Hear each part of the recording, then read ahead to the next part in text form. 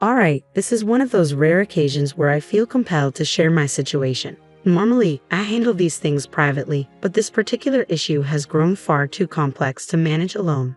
Let me start from the beginning. In my household, my husband, Bobby, has an incredibly close relationship with his family, especially his parents.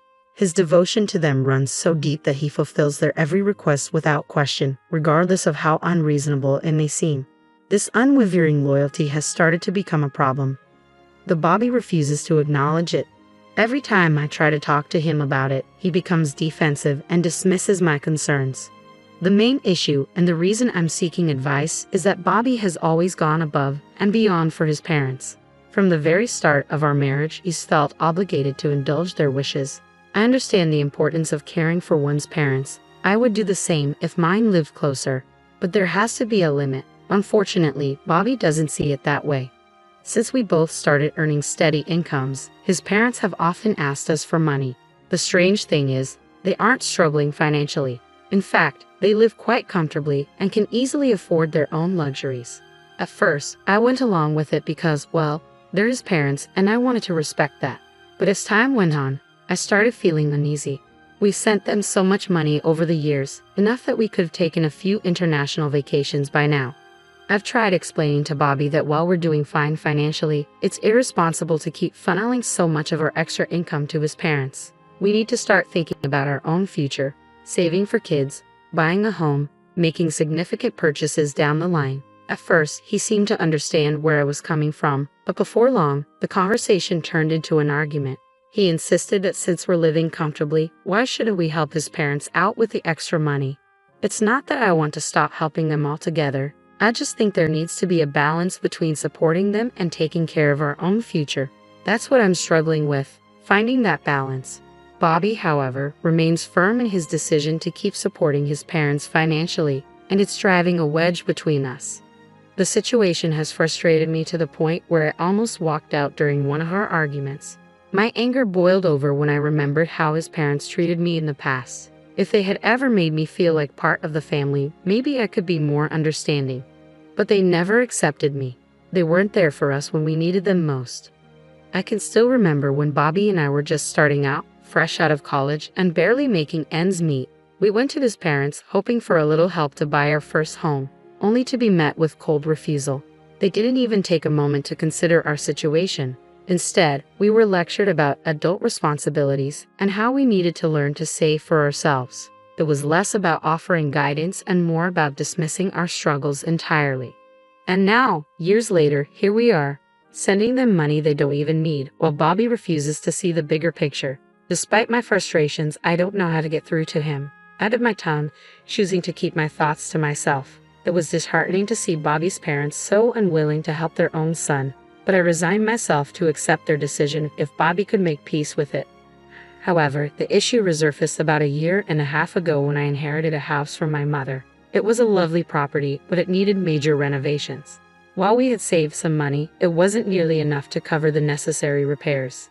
This recurring pattern, needing financial assistance and being repeatedly rejected by Bobby's parents, who nonetheless had no issue asking us for money, began to strain how I viewed our relationship dynamics. The constant tug of war over finances exposed a painful imbalance. They were more than willing to take from us but refused to offer help when we needed it most. Faced with the challenge of making the inherited house livable, we decided to approach his parents again, hoping this time they might be willing to lend a modest sum. Unfortunately, they refused once more. This time, they told us to stop asking for their money and to figure things out on our own. They even suggested I sell the house, dismissing it as a waste of space and something that looks like crap. Their words cut deep. This house wasn't just a property to me. It was a cherished connection to my mother, filled with memories and sentimental value. I bit back my hurt and anger, thinking it would be impolite to react at the time, though part of me now wishes I had spoken up. Maybe if I had, their blatant disregard for our situation might not have been so bold. But instead, I chose to let it go. Determined not to let their rejection stop me, I decided to take matters into my own hands. I worked tirelessly, scraping together funds, and poured every bit of my effort into the renovations. Slowly but surely, as I started earning more, the project became more manageable. After months of hard work, the house was completely transformed into something beautiful. a home I was incredibly proud of, a testament to my dedication. A few months later, I finally had the chance to show off what I had accomplished. I invited my in-laws over for dinner to celebrate my mother-in-law's birthday, and by that time, the house looked stunning. I was proud of all the hard work I had put into transforming it and hoped the evening would go smoothly. Typically, our family gatherings are peaceful as long as the conversation doesn't revolve around money, which is always a sensitive topic with them. When they arrived and saw the renovations, I could tell they were taken aback. Their eyes widened as soon as they stepped inside, clearly surprised by how much the house had changed. Internally, I felt a small sense of satisfaction, knowing they hadn't expected me to achieve such a dramatic transformation. They complimented the house profusely, which was flattering at first, but soon their praise began to feel overwhelming. They started inspecting every corner, asking detailed questions about how much everything had cost. At first, I tried to brush it off as natural curiosity. After all, they knew we hadn't had a lot of extra money to spare, and they hadn't contributed a dime to the renovations. But as their questions continued, it became clear their interest wasn't about admiring the hard work. I could feel them tallying up the expenses in their heads, trying to figure out exactly how much we had spent. It was intrusive, almost demeaning, as if the value of my efforts could only be measured by how much money we had poured into the project. The dinner itself started off well enough, with light, enjoyable conversation, but things quickly shifted when my mother-in-law brought up the subject of dream vacations. She asked me about my ideal getaway, but I could tell by her tone and her disinterested expression that she wasn't really listening. It felt like she was just waiting for me to finish speaking. Her sudden excitement after my brief response seemed forced, which only heightened my suspicions. And soon, the real reason for their visit emerged. They wanted us to help finance a vacation home. After years of refusing to help us when we needed it, here they were, asking us to contribute to a luxury they desired, a vacation home, no less. They were well off and more than capable of saving for it themselves, so why were they turning to us for help? It became clear that they had assumed, based on the renovations I had managed to complete, that we must be flush with cash. Nothing could have been further from the truth. When I asked them to explain why they needed a vacation home, their answer was simply that they were bored and wanted a change of scenery for weekends. I was shocked by their sense of entitlement. I calmly explained that we didn't have extra money to spare for something so extravagant. But then Bobby's reaction stunned me. He turned to me with a look of disbelief, as if I had just committed a terrible offense. "Spending on my parents' happiness is never a waste," he said coldly, his glare making it clear he didn't share my frustration at their request. I had to be careful with my words, though the situation left me baffled and hurt. Bobby's reaction highlighted a deeper issue in our relationship, our differing priorities and understanding of financial responsibility. Deep down, Bobby knew I was right. A vacation home was hardly a necessity, certainly not a matter of life and death. His father still had a job, and they could easily save up for such a luxury on their own. But instead of doing that, they seemed intent on having us finance their comfort. Then it hit me. Bobby wasn't an only child. He had an older brother, Jack. So why weren't they asking him for the money? When I brought this up, the mood in the room shifted, and I could feel the tension rise. It turned out they didn't want to burden Jack because he wasn't as financially stable, or so they claimed. He had children, they argued, and his expenses were focused on his family. I pointed out that Jack's financial situation wasn't all that different from ours. He earned about the same, but his money went toward his children. I mentioned that Bobby and I planned to start a family soon, and continually supporting his parents could jeopardize our ability to provide for our future kids. Their response was dismissive. Since we didn't have children yet, they argued we should have plenty of funds to spare. What followed was an onslaught of emotional manipulation, though it wasn't directed at me. They knew I wouldn't bend. Instead, they aimed their pleas at Bobby, lamenting their loneliness and boredom now that both of their sons were busy with their own lives. They painted the vacation home as a solution to their isolation, and Bobby, always the dutiful son, swayed by their emotional appeal. I found myself in a delicate situation, trying to navigate these increasingly fraught discussions without letting my in-laws realize they had backed us into a corner. But things took a drastic turn just a week ago. Bobby and I had the worst argument we've ever had. Though it never turned physical, his words cut deep.